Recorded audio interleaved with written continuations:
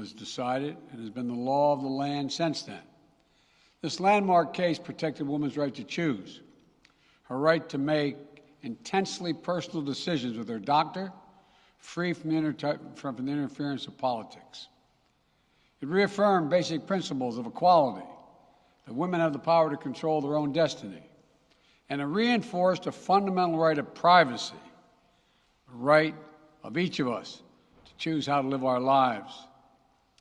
Now, with Roe gone, let's be very clear. The health and life of women in this nation are now at risk. As chairman and ranking member of the Senate Judiciary Committee, as vice president and now as president of the United States, I've studied this case carefully. I've overseen more Supreme Court confirmations than anyone today, where this case was always discussed. I believe Roe v. Wade was the correct decision as a matter of constitutional law and application of the fundamental right to privacy and liberty in matters of family and personal autonomy. It was a decision on a complex matter that drew a careful balance between a woman's right to choose earlier in her pregnancy and the state's ability to regulate later in her pregnancy. A decision with broad national consensus that most Americans of faith and backgrounds found acceptable, and that had been the law of the land for most of the lifetime of Americans today. And it was a constitutional principle upheld by justices appointed by Democrat and Republican presidents alike. Roe v. Wade was a 7-2 decision, written by a justice appointed by a Republican president, Richard Nixon. In the 5 decades that followed Roe v. Wade, justices appointed by Republican presidents from Eisenhower, Nixon, and Reagan, George W. Bush, were among the justices who voted to uphold the principles set forth in Roe v. Wade. It was 3 justices named by one president, Donald Trump, who were the core of today's decision to upend the scales of justice and eliminate a fundamental right for women in this country. Make no mistake, this decision is a culmination of a deliberate effort over decades to upset the balance of our law. It's a realization of an extreme ideology and a tragic error by the Supreme Court, in my view.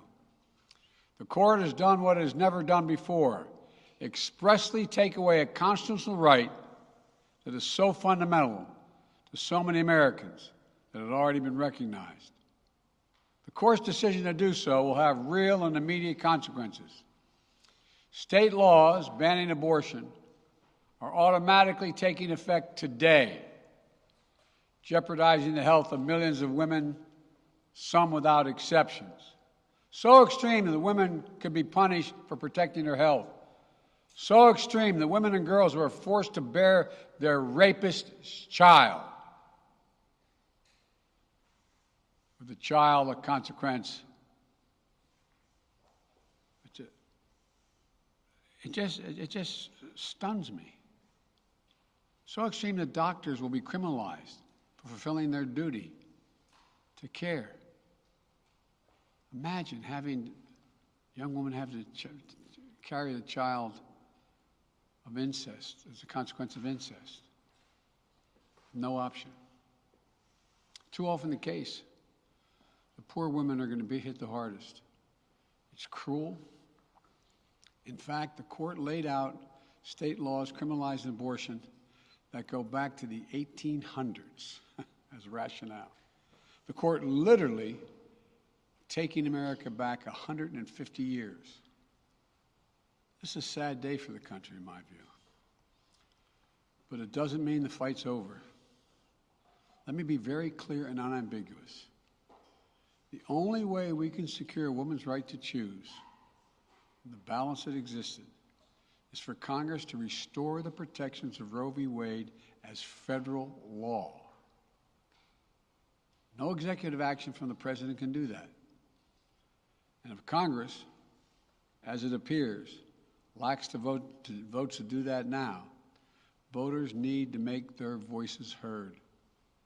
This fall, We must elect more senators and representatives who will codify women's right to choose into federal law once again. Elect more state leaders to protect this right at the local level. We need to restore the protections of Roe as law of the land. We need to elect officials who will do that. This fall, Roe is on the ballot. Personal freedoms are on the ballot. The right to privacy, liberty, equality, they're all on the ballot. Until then, I will do all in my power to protect a woman's right in states where they will face the consequences of today's decision. While the court's decision cast a dark shadow over a large swath of the land, many states in this country still recognize a woman's right to choose. So, if a woman lives in a state that restricts abortion, the Supreme Court's decision does not prevent her from traveling from her home state to the state that allows it. It does not prevent a doctor in that state from treating her. As the Attorney General has made clear, women must remain free to travel safely to another state to seek care they need. My administration will defend that bedrock right. If any state or local official, high or low, tries to interfere with a woman's exercising her basic right to travel, I will do everything in my power to fight that deeply un-American attack. My administration will also protect a woman's access to medications that are approved by the Food and Drug Administration, the FDA, like contraception, which is essential for preventative health care, mifepristone, which the FDA approved 20 years ago to safely end early pregnancies and is commonly used to treat miscarriages. Some states are saying that they'll try to ban or severely restrict access to these medications. But extremist governors and state legislators are looking to block the mail or search a person's medicine cabinet or control a woman's actions by tracking data on her apps she uses are wrong and extreme and out of touch with the majority of Americans. The American Medical Association, the American College of Obstetricians and Gynecologists, wrote to me and Vice President Harris stressing that these laws are not based on evidence and asking us to act to protect access to care. They say by limiting access to these medicines, maternal mortality will climb in America. That's what they say. Today, I'm directing the Department of Health and Human Services to take steps to ensure these critical medications are available to the fullest extent possible. And the politicians cannot interfere in the decisions that should be made between a woman and her doctor. And my administration will remain vigilant as the implications of this decision play out. I've warned about how this decision risks the broader right to privacy for everyone. That's because Roe recognized the fundamental right to privacy that has served as a basis for so many more rights that we've come to take for granted, that are ingrained in the fabric of this country. The right to make the best decisions for your health. The right to use birth control, a married couple in the privacy of their bedroom, for God's sake. The right to marry the person you love. Now, Justice Thomas said as much today. He explicitly called to reconsider the right of marriage equality, the right of couples to make their choices on contraception. This is extreme and dangerous path the court is now taking us on. Let me close with 2 points. First, I call on everyone, no matter how deeply they care about this decision, to keep all protests peaceful. Peaceful, peaceful, peaceful. No intimidation. Violence is never acceptable. Threats and intimidation are not speech. We must stand against violence in any form, regardless of your rationale. Second, I know so many of us are frustrated and disillusioned that the court has taken something away that's so fundamental. I know so many women are now going to face incredibly difficult situations. I hear you. I support you. I stand with you.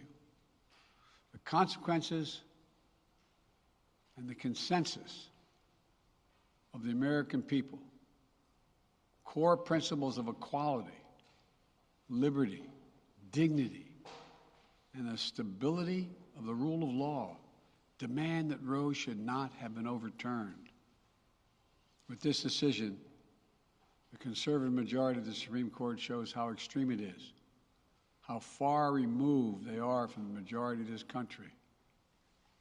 They've made the United States an outlier among developed nations in the world. But this decision must not be the final word. My administration will use all of its appropriate lawful powers, but Congress must act. And with your vote, you can act. You can have the final word. This is not over. Thank you very much. More to say this in weeks to come. Thank you. Mr. President, do you still have confidence?